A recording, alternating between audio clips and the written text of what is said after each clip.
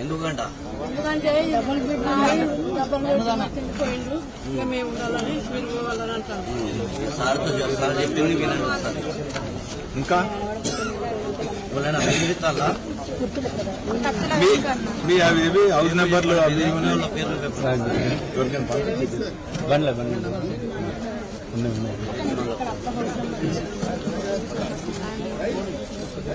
ఒక 2-3 వేయండి sample.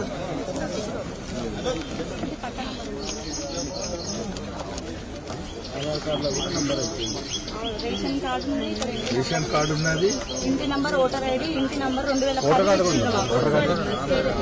Voter card వద్దు కానీ ఇంటి నెంబర్ ఉన్నది, రేషన్ కార్డు ఉంది, ఆధార్ కార్డు ఇక్కడి నుంచే ఉన్నది. వైఎస్ఆర్ నగర్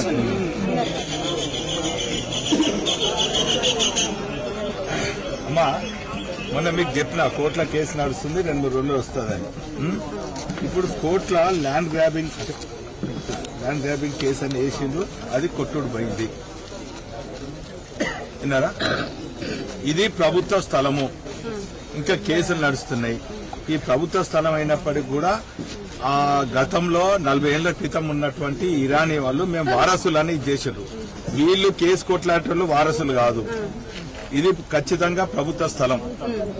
20-25 ఎకరాలు ఉంటే సరే, ఆయనకు వచ్చినటువంటి హక్కు ప్రకారం అప్పుడు 40 ఏళ్ల క్రితం ఏం అమ్ముకున్నాడు. ఇప్పుడు ఉన్న స్థలం, ఈ స్థలం ఖచ్చితంగా పేదలకు చెందాలి. ఇది మీకు హౌస్ నెంబర్లు ఉన్నాయా? తర్వాత రేషన్ కార్డు వచ్చిందా? తర్వాత మీ పక్కన మన రైల్వే ఉద్యోగుల ఆఫీసులు ఉన్నాయి, పెన్షన్ ఆఫీసులు ఉన్నాయా? ఉన్నాయి. ఇటు చిరు వ్యాపారులు వేసుకుంటున్నారు, ఉన్నారా? తర్వాత గుడి ఉన్నది, ఆంజనేయ గుడి ఉన్నది, మైసమ్మ గుడి. ఇన్ని మీ చుట్టుపక్కల ఉన్నాక మీరు బెదిరించేటోడేవాడు, మీరు ఎందుకు భయపడుతుండ్రు? ఆయన ఏమంటానంటే మనుషుల ఒడ్రోలను పెట్టి మమ్మల్ని కొట్టిపియడం, చంపిపియడం. ఇక్కడ మెటర్నిటీ లీవ్ లో కూడా ఉన్నారు, ప్రెగ్నెంట్ ఉన్న వాళ్ళు చాలా మంది ఉన్నారు. మీ అమ్మాయి ప్రెగ్నెంటే, వీళ్ళ చెల్లె కూడా ప్రెగ్నెంటే, మమ్మీ చాలా మందికి ఇక్కడ పక్షవాతం వచ్చిన వాళ్ళు ఉన్నారు. ఎవరైనా మాట్లాడితే మాతో వచ్చిన వాళ్ళకి ఇల్లు లేదని బెదిరించడము. ఏమైనా అంటే టీఆర్ఎస్ లీడర్, పార్టీస్ కి సంబంధం లేదు కదా. ఇంకా మేము ప్రజల గురించి మేము ఎక్కడికంటే అక్కడికి పోతున్నాము. ఏమనంటే అక్రమంగా పోలీసులు కట్టినామని ఆ పోలీస్ స్టేషన్ లో కేసులు పెట్టించడం వీళ్ళ భర్త పైన, ఆ కత్తుల వెంకన్నట, ఇంకా చాలా మంది గాలిసీను, రీల్ రాజు, వీళ్ళందరూ ఆయనకి ఇన్నుండి చొరబడి పురుషులందరూ ఆగం చేస్తున్నారు. ఇప్పుడు నేను చెప్పేది నమ్మా, ఇది 40 ఏళ్ల నుంచి ప్రభుత్వ భూమిగా గుర్తించిండ్రు. సరే, మేము వారసులని వివరం కొట్లాడవచ్చు. ల్యాండ్ గ్రాబ్ కేసుని కూడా వెంకటనారాయణ గారి మీద వేస్తే అది కొట్టుడు పోయింది. వెంకటనారాయణ గారు కూడా ఎవరో కాదు, స్థానికుడు, కౌన్సిలర్. ఆయన కూడా ఇక్కడ 40 ఏళ్ల క్రితం మేము చేసిన పార్టీ చేయొచ్చు. ఆయనకు హక్కు ఉన్నది. ఆయన పైన ల్యాండ్ గ్రాబ్. అమ్మా కూర్చో, నువ్వు కూర్చో అన్నా, కూర్చోలే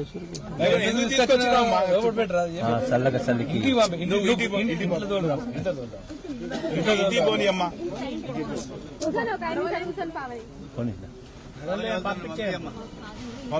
పంపించే మీ నాన్న ఉండే కదా.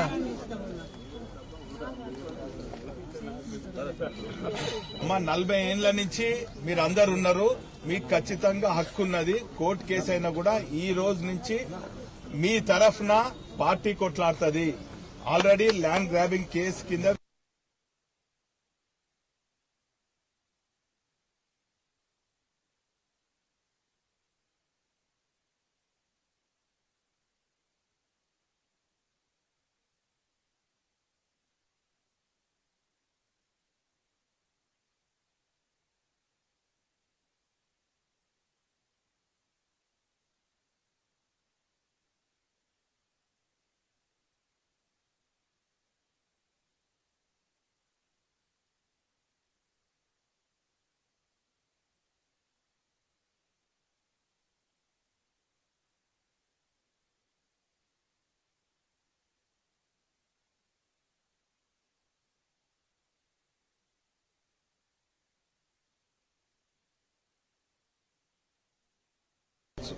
అయితే ఇప్పుడు దారులు మరలించేదానికి, మీ దృష్టి మరలించేదానికి ఎక్కడో డబుల్ బెడ్రూమ్లు అంటున్నారు.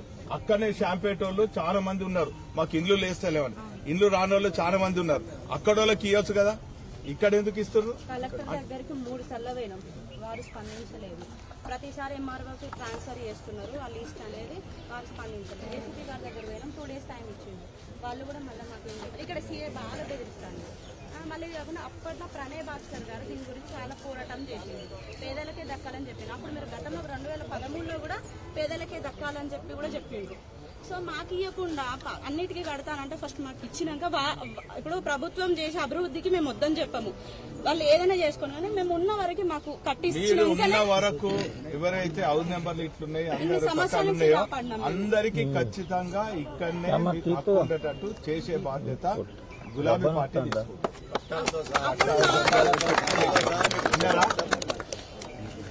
కానీ ఇక్కడ వీళ్ళు ఎల్లగొట్టింది వాళ్ళు ఎల్లగొట్టింది అంటే కోర్టు కేసు అయిపోయింది. ఖచ్చితంగా మేము వస్తాం. కోర్టులను గౌరవించాలని చెప్పి కోర్టు ల్యాండ్ గ్రాబింగ్ కేసు వేసిందని మేము ఆగినాం. పోలీస్ కేసు పెట్టినా సీఏ గారు అసలు పేరు చెప్పుతలేరు. ఎవరి మీద మేము పోతున్నాం కానీ పొద్దంతా కూర్చోబెడతాం కానీ ఎవరు కేసు పెట్టింది అనేది కూడా చెప్తున్నారు. ఎవ్వరు కూడా భయపడవద్దు. ఏ అర్థం టీఆర్ఎస్ పార్టీ కొట్లాడుతుంది. విన్నారా? ఈ పక్షానే కాదు, ముందట ఉన్నటువంటి చిరు వ్యాపారుల కోసం కానీ ఇటు పక్కన ఉన్నటువంటి రైల్వే రిటైర్డ్ ఎంప్లాయీస్ కానీ అందరి తరఫున బీఆర్ఎస్ పార్టీ కొట్లాడుతుంది. ఎవరు ఆధైర్యపడవద్దు. ఇచ్చేది మీరు ఒక్కడే గుర్తుపెట్టుకోండి. అక్కడ ఉన్నప్పుడు నేను ఎన్ఓసీ ఇప్పియాలి. నేను ఎమ్మెల్యే ఇప్పుడు ఎన్ఓసీ ఎట్లా వచ్చింది?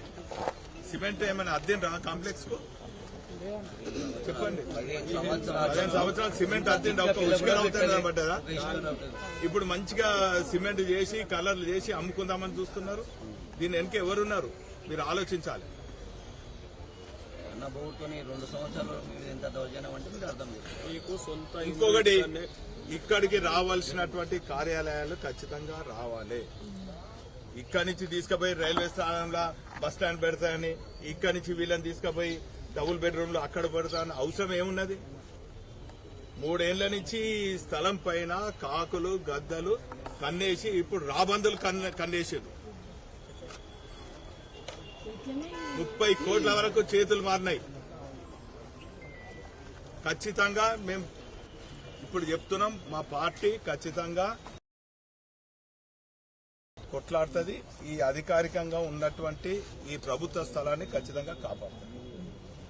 అది ఆర్టీ ఆఫీస్ రాని, ఏసీపీ ఆఫీస్ రాని, ఇంకా హాస్పిటల్ రాని, ఇంకా ఏదైనా రాని, ప్రభుత్వ స్థలం అయితే పేదలకు చెందాలి, లేకుంటే ప్రభుత్వానికి చెందాలి.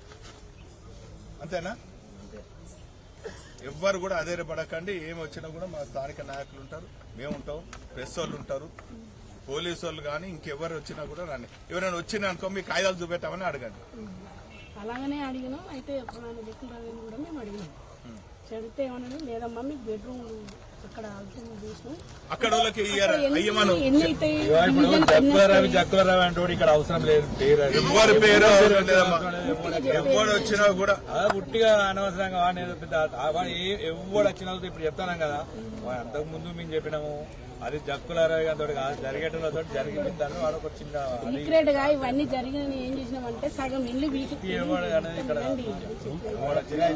సీక్రెట్ గా సగం వంచిందని చేసి ఏం చేసిందంటే ఈడ ఫస్ట్ లా మన పసునూరు మనోహర్ అందరు కలిసి చేసినప్పుడు ఆదిలో వాళ్ళని పిలిచి పాత కమిటీని పిలిపించి మన నైన్ పోయేయడం జరిగింది. జరిగితేనాడు పక్కన మీకు అక్కడ ఇస్తామన్నా మిమ్మల్ని ఎవరు తీసేస్తే ఇప్పుడు నేను ఏం చెప్తానంటే నారాయణ రెడ్డి ఇప్పటిదాకా చేసిండు కదా, ఇక చేయకుండా ఊకోమని చెప్పు. అన్ని బరాబర్ అవుతాయి.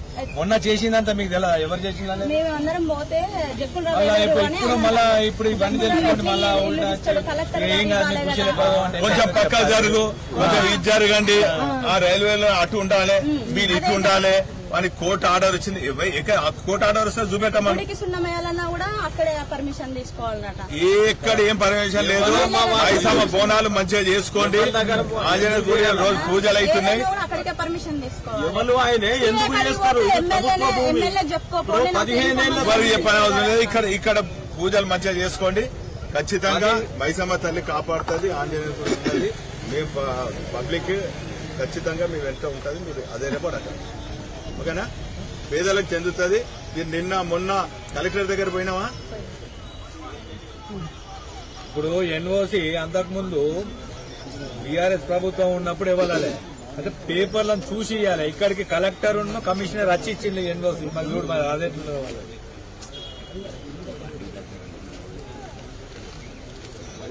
కలెక్టర్ కమిషనర్ ఇక్కడికి వచ్చి ఇచ్చిండు, ఆఫీస్ లో కూర్చొని కాదు ఇచ్చింది. అంటే వాళ్ళు అంత ఇన్ఫ్లుయెన్స్ పెద్ద పెద్ద వాళ్ళు ఉన్నారు దీని ఎంత జక్కులరావు అనేది అది ఖాళీ ఆయన వచ్చింది ఆయన వచ్చిండు గత నిలబడ్డారు దొంగలే మా మీద దొంగలే. వినయన్న 15 సంవత్సరాలు ఉన్నప్పుడు ఒక్కరు మీకు కరెంట్ కాదు, మీకు కరెంట్ కట్ చేసినా నేను వచ్చి ఏడీని పిలిపించిందా, ఎంఆర్ఓ కూడా ఇక్కడికి వచ్చిండా, ఎవరు మీ జోలికి రావద్దని చెప్పిందా, ఎవరైనా వచ్చిండ్రా? కరెంట్ కడితే కూడా నేను సొంత పైసలు పెట్టి కట్టించినా లేదా?